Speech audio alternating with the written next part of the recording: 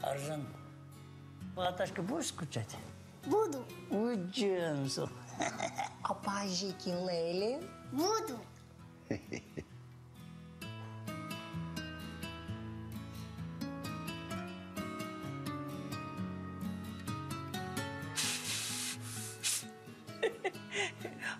А по Апашке? Пернигуль, будешь скучать?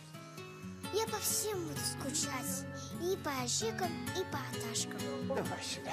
Ну?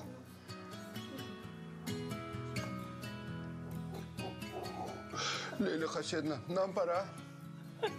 Ну что, на дорожку посидим? Господи, ты и так сидишь же. Ну, сижу. Ну и сиди. Ну и сижу. Ну и сиди. Ал, с утра. Ну? Ал куда береміз бата? Куда? Нет, вы. Куда берсеш? Не, вы. Ал жарайды. Онда ақ жол болсын. Алла. О.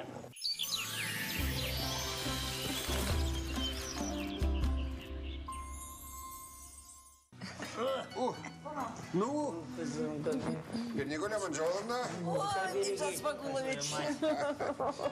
Всего хорошего. Лейля Хасидовна, кешіріңде, еще что не так? Вы тоже нас извините. Ой, Джемсу. А, Бекжан Мужа. Уважаю.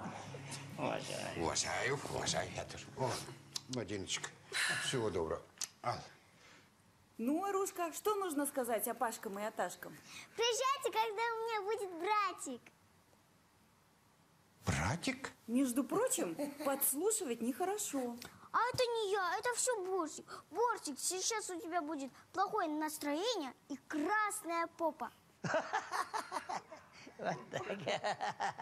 Шал! А? Сен неғып тұрсың? Не болды? Бар, выгружай чемоданы, ешқайда бармаймыз.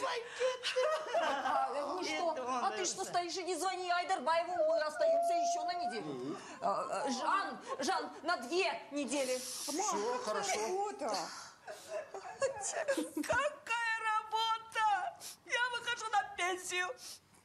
Внуки, это не шутка.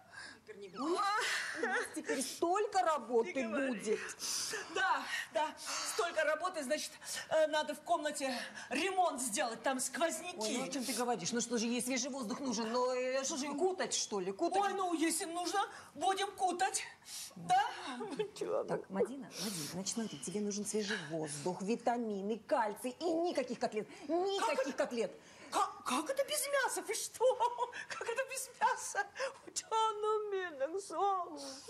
Пернигуль Апашкаң қасында болса, қарның ашпайды.